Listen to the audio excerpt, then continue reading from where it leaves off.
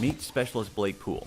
He's a professional-level mixed martial arts fighter, a man who credits the Missouri National Guard for turning his life around and allowing him to pursue his dream of professional-level MMA. Man, growing up, it was rough. You know, I could honestly say if I wouldn't have joined the National Guard, there's no telling where I'd be at. Poole's best friend from the age of 2, a man who was practically his brother, met a tragic end following a path that could have been Poole's own. Matter of fact, I lost one of my best friends, Christmas Eve. He got shot. He got shot and killed over drugs, actually. It easily could have been me. Poole knew that he had to do something different. His friend suggested joining the Army. So, at the age of 17, Poole enlisted into the Missouri National Guard. You know, it took a lot of courage, which going through, you know, basic training and AIT, you know, the way the drill sergeants pushed me, I'd never been pushed that hard, not even in martial arts. During those months away from the streets, he learned Army values, honor, perseverance, and self-confidence. He applied them to his life wholeheartedly. After boot camp and AIT, I was a different person. More, like I said, you know, more confident, stronger-willed, definitely. You know, we're brothers in arms, you know. We've been in the Army. We joined the exact same time, same RSP unit.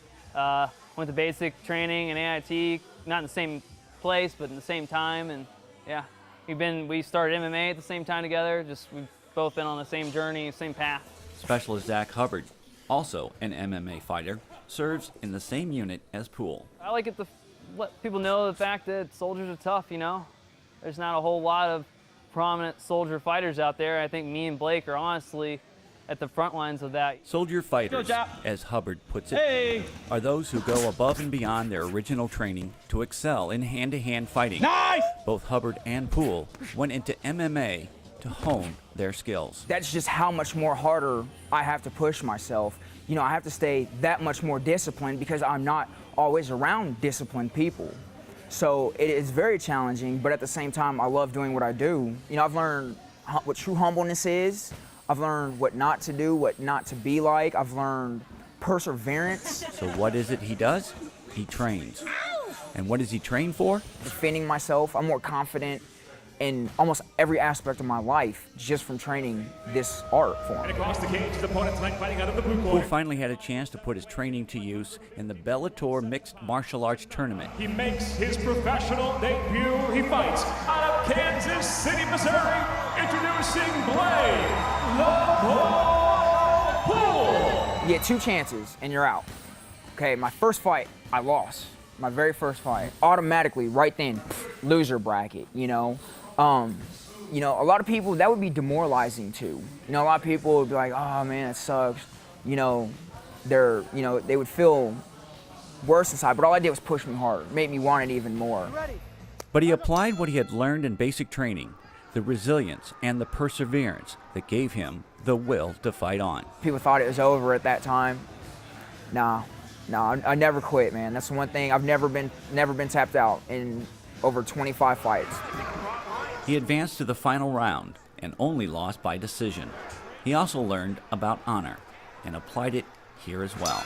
He says it was a clean fight, and because it was Poole's premier fight, he impressed a lot of people, including the owner of Bellator contacted my promoter and was like, hey, I want to meet Blake. Send Blake to me. I want to shake his hand personally to tell him what.